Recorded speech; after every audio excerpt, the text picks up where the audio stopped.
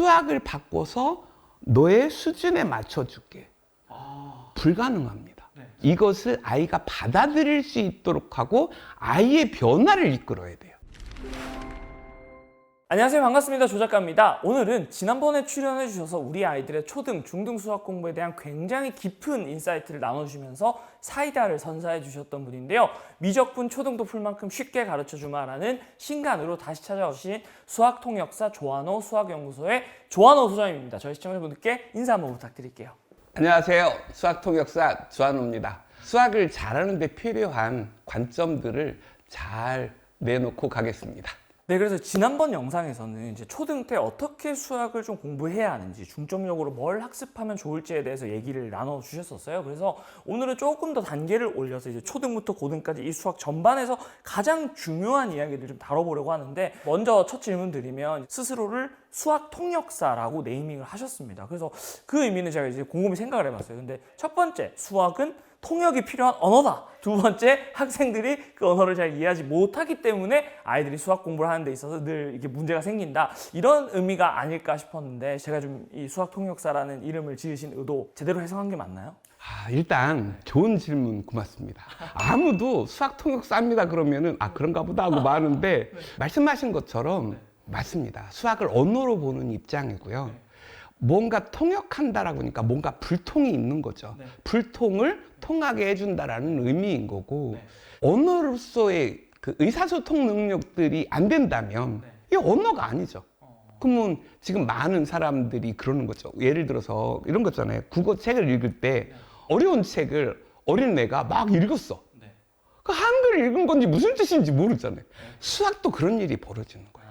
그러면 이제 오늘 결국 저희가 다룰 얘기들이 그렇게 실제로 결국 수학이라는 언어를 잘 통역받아서 잘 이해를 해서 그걸 수학 공부에 적용시키면 실제로 그렇게 잘하게 된다라는 사이에 사실 우리가 이제 이해를 해야 할 구간들이 많이 있으니까 하나씩 좀 짚어볼 겁니다. 네, 그래서 또 이제 부모님들이 많이 궁금해하실 지점이, 사실 이게 뭐 사람마다 정말 타고난 성향, 뭐 역량의 차이도 영향을 끼치겠죠. 그게 뭐 전혀 제로다 이렇게 할 수는 없을 것 같아요.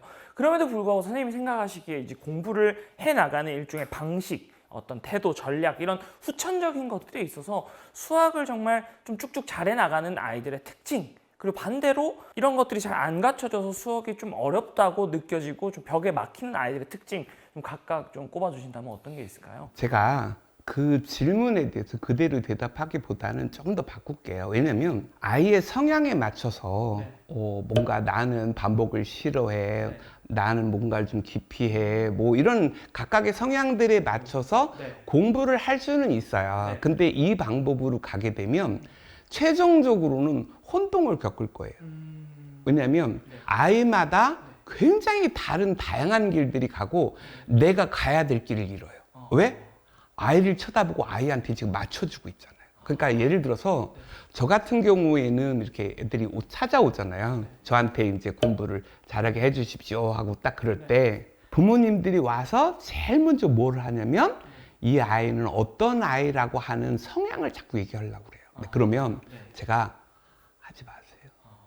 해서 좋을 일이 아무것도 없습니다. 첫째, 애가 지금 새로운 마음으로 하려고 그러는데 기존의 성향을 그대로 부리라는 얘기 같고, 또 하나는 내가 걔한테 갖는 선입견이 가질 수도 있고, 또 하나는 내가 현재 어떻든 간에 가야 될 길이라고 하는 게 있잖아요. 그 무슨 길이냐면 수학을 잘해야 되는 길이 있는 거죠. 이 부분이 어떻게 보면 이 얘기의 인사이트일 수도 있어요. 굉장히 중요하단 말이죠. 아이의 수학 실력을 높인다라는 말은 아이가 변화한다는 거죠. 근데 많은 사람들이 아이의 실력을 변화시키기 위해서 아이한테 맞춰준대. 굉장히 이율배반적인 얘기를 해요. 수학을 바꿔서 너의 수준에 맞춰줄게. 불가능합니다. 수학은 진리체제예요. 수학을 바꿀 수 있는 사람이 전 세계에 없습니다. 수학자고 수학 교육자고 아무도 못해요. 이거를 아예 최대한도 쉽게 해서 아이가 이해시키고 이것을 아이가 받아들일 수 있도록 하고 아이의 변화를 이끌어야 돼요. 그러니까 선생님이 수학과 학생 사이의 균형을 잡고 수학을 아이한테 전달해주는 역할을 해야 되는데 수학이 어렵다고 아이들 그러니까 이 선생님이 아이 쪽으로 가요. 그러면서 너 수학 어렵지? 내가 하나하나 알려줄게. 너한테 쉽게 만들어줄게. 라고 했어요. 그러니까 쉽게 기술을 알려주는 뭐든 알려줬잖아요. 아이가 바뀐 게 없어요. 난 몰라요 그러면 선생님이 더 쉽게 하겠죠. 그러면 선생님의 실력이 높아질 수는 있어요. 그런데 아이는 변한 게 없어요. 예를 들어서 한번 봅시다. 길거리를 막 돌아다녀요. 그러다가 우연히 500원짜리를 하나 주셨어요. 좀 더 큰 거 할까요? 5만 원짜리 해봅시다. 5만 원짜리를 하나 주셨어요. 와, 돈 벌려면 길거리에 떨어진 거를 찾아서 막 돌아다니면 되겠구나. 그거 아니잖아요. 근데 지금 막 돌아다니다가 우연히 하나 주신 거라고요. 그 우연을 또 찾으러 다니겠다. 그게 아니라 이 문제를 푸는 것은 우연이 아니라 필연이어야 돼. 왜? 그렇게 갈 수밖에 없는 구조를 만들어야 되고 다음번에도 똑같이 가야죠. 그것이 논리인 거고 그 논리를 누가? 개념이 뒷받침되어 주는 거죠. 그러니까 이렇게 생각해야 되는데 잘 생각해 보세요. 개념을 가르치고 문제를 풀고 있는가? 제가 생각할 때는 개념이 적어도 공부의 50%를 차지해야 돼요. 근데 잠깐 5분, 10분 그거 개념 아니고요. 대부분 기술이에요. 개념을 알려줬으면 문제 푸는 걸 알려주면 안 돼요. 개념인지 아닌지를 알려면 간단해요. 왜라는 질문을 해보면 돼요. 왜라는 질문이 없는 것들은 다 원리가 아니에요, 우선. 그 부분이 안 된다면 지금 잘못 공부하고 있는 거예요. 나중에 수학이 어렵다라고 하는 것은 사람들이 어려운 개념이 있어서 수학이 어려운 줄 알아요. 수학은 어려운 개념이 있는 것이 아니라 어려운 문제는 개념을 여러 개 사용하는 거고 그러니까 이거를 푸는 거는 오로지 개념밖에 없어요. 그러면 이제 말씀을 좀 요약해 보면 결론적으로 수학이라는 일종의 객관화된 지식, 진리 체계는 그대로 있고 그거를 잘하는 방법은 아무리 우리가 뭐 여러 가지 좋은 게 있다고 해도 이미 정답은 정해져 있는데 자꾸 그 정답을 우리가 외면한 채 뭔가 나에게 맞춤화해서 이렇게 하려고 하다 보니 결국은 내가 본질적으로 달라지는 게 없고 그러다 보니까 수학이 어려운 거다. 그럼 이제 이번에 내신 책 제목이 미적분 초등도 풀 만큼 쉽게 가르쳐 주마인데요. 일단 미적분이라는 단어가 좀 이렇게 제 마음을 좀 힘들게 그래서 오늘 좀 우리 아이들이 저만큼 수학에 대한 어려움을 겪지 않게 또 도움이 되고 싶은데 오늘 이 이야기를 조금 더 상세하게 풀어보려면 결국은 이제 뭐 많은 부모님들도 뭐 학창 시절에 미적분 공부할 때 굉장히 어려우셨을 것 같아요. 그래서 일단 미적분이 뭔지부터 우리가 간단히라도 이해를 하고 좀 넘어가야 얘기가 더 이렇게 갈 수 있을 것 같거든요. 그래서 미적분을 책 제목처럼 정말 초등생의 수준에서 가장 쉽게 설명해 주신다면 뭐라고 설명할 수 있을까요? 일단은 그 말씀을 좀 드리고 싶어요. 미적분은 연산입니다. 한마디로. 연산을 하는 거기 때문에 필요한 것들을 차곡차곡 하면 된다는 거예요. 보통 제가 강의 가면 수학 문제 내면 막 싫어해요. 근데 그 간단한 수학 문제도 싫은데 미적분 딱 그러니까 막 화면 돌리려고 그럴지도 모르겠는데 다시 한번 좀 인사이트를 한번 드릴게요. 점이 움직여서 선이 됐죠. 선이 움직여서 면이 되고 면이 움직여서 입체가 되는 것은 교과 과정에는 없지만 어딘가 누군가에서 들으셨을 거예요. 이 과정이 적분입니다. 그런데 미분의 정의는 순간 변화율이에요. 이 가는 와중에 순간적으로 바뀌는 거. 예를 들어서 만약에 이러한 면이 있죠. 면이 있으면 선이 이렇게 가는 거예요. 쭉 가다가 딱 멈춰요. 순간적으로 뭐가 변하고 있죠? 선. 그러니까 면적을 미분하면 선인 거예요.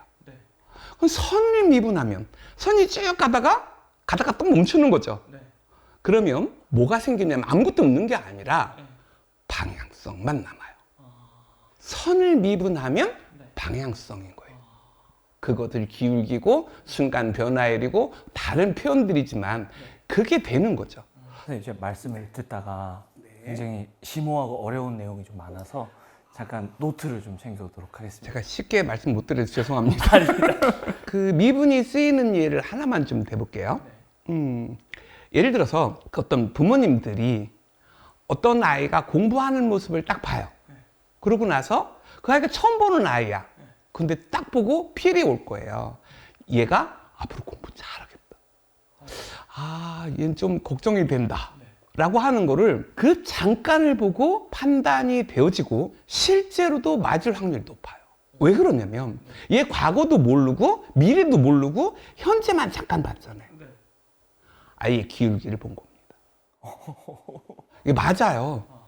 그러니까 허다못해 노는 걸 봐도 열심히 놀아. 얘 공부 잘할 거라고 봅니다. 왜냐면 노는 거를 설사 보더라도 노는 거를 정말 잘 놀아요. 그러면 똑같습니다. 공부를 할 때도 잘 공부할 수 있어요.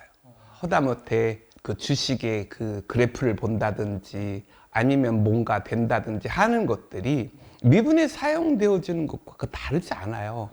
만약에 올라가다가 올라가는 추세 여기서 멈춘 거예요. 올라가겠어요? 떨어지겠어요? 모르죠. 그러나 올라갈 가능성이 높다는 거죠. 올라가고 있으니까. 조금 더 어렵게 들어가면 그 자연상수라고 하는 게 있어요. 2의 x제곱이라고. 죄송합니다. 어려운데요? 예를 들어 그것만. 이거를 미분하잖아요. 현 상태가 돼요. 지금 무슨 소리냐면 공부를 잔뜩 해놓은 상태에서 공부를 하면 그 공부의 기울기가 공부 양과 비례한다는 겁니다. 근데 한 가지만 좀 해볼게요. 그러니까 미적분은 아니지만 왜 이런 거 있죠. 수학은 그 연역적 사고를 기르는 거거든요. 그러니까 연역적 사고가 뭐 공부이 어려운 게 아니라 개념 갖고 푼다 소리가 연역적 사고예요. 근데 일반 사람들은 수학을 고1 때까지 다 포기했잖아요. 그러니까 연역적 사고가 아니라 귀납적이에요. 선은 이렇고 후는 이렇다라고 하는 이것이 일반적인 사람들이에요.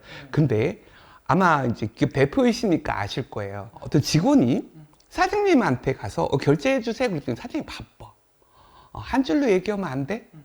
딱 그런데 우리가 연역적 사고를 모르면 오해할 수 있어요. 이 사람이 왜 이래? 나 이거 설명하려면 한 30분 선은 이렇고 후는 이렇고 설명해야 되는데 저 사람 진짜 인간미 없는 것 같아.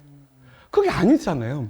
그러니까 제일 중요한 말을 해주고 그 점차 중요하지 않은 말들을 하는 것이 연역적 사고인데 일반적으로 그냥 연역적 사고를 기르지 않으면 수학 빼고는 다 귀납적 사고예요. 선은 이렇고 후는 이렇고 그래서 마지막 결론을 내요. 일상생활에서 이제 공부를 안 하게 되면 그쪽으로 갈 수밖에 없어요. 그러니까 그 연역적 사고를 기르는 게 수학인데 고1 때 가서 수학을 포기했네?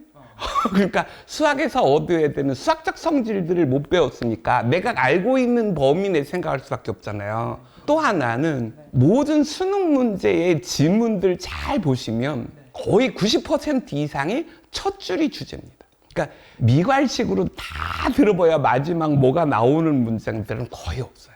이미 사회가 연역적인 사회로 변했고 이 연역적인 사고를 가르치는 것이 수학이고 문제는 그 귀납적 사고가 이제 일반 사람들한테 쭉 퍼져 있어요. 그러니까 초등, 중등 아이들한테도 수학을 귀납부적으로 가르치는 거예요. 문제를 많이 풀다 보면 개념이 잡힐 거야. 수학은 그런 학문이 아니거든요. 그러니까 수학의 특성과는 멀어진 공부 방법을 한 10년간 하다가 고등학교 2학년 되면 연역법으로 가르쳐요. 근데 확 전환했는데 전환했다는 얘기도 안 하고 그동안 10년간 귀납적으로 했잖아요. 문제를 많이 풀어서 성공했거든요. 그러니까 고2, 고3 때도 계속 문제만 풀려고 하죠.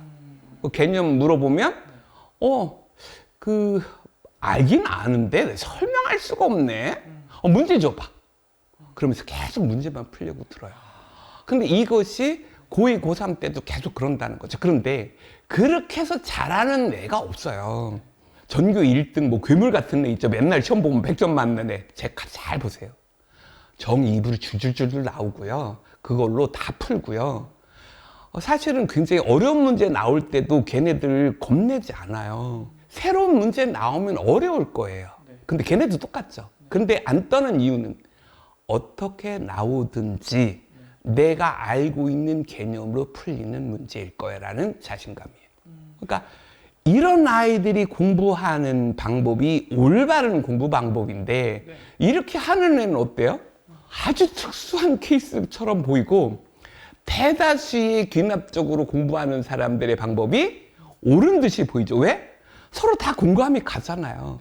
오, 이렇게 했더니 나 너무 힘들었어. 나도.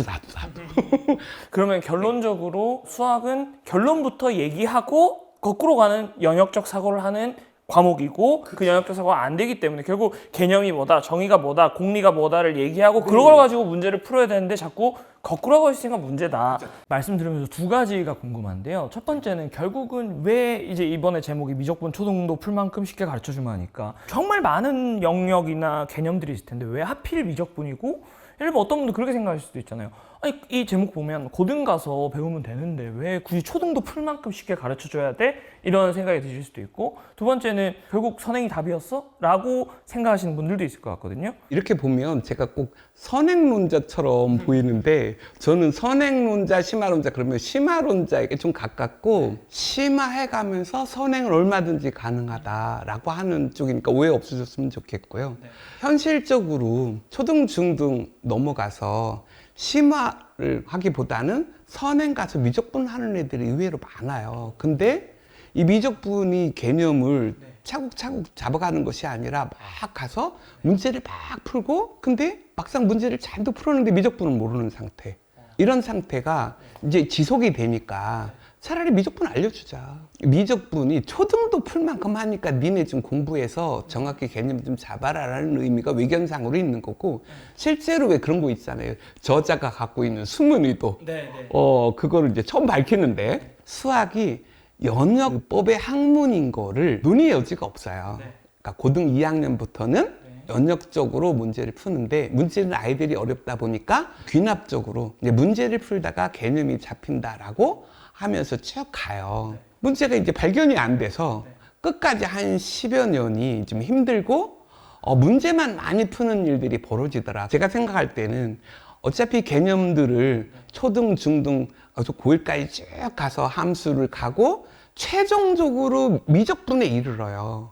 그러니까 초등, 중등의 모든 공부는 미적분으로 흐르는 거죠. 그러니까 이거를 잘할 수 있도록 수열이고 극한이고 함수를 다 배우는 거니까 이거를 가는 그 길들을 쫙 보여주자. 개념으로 문제를 푸는 것, 즉 연역적 사고를 언제?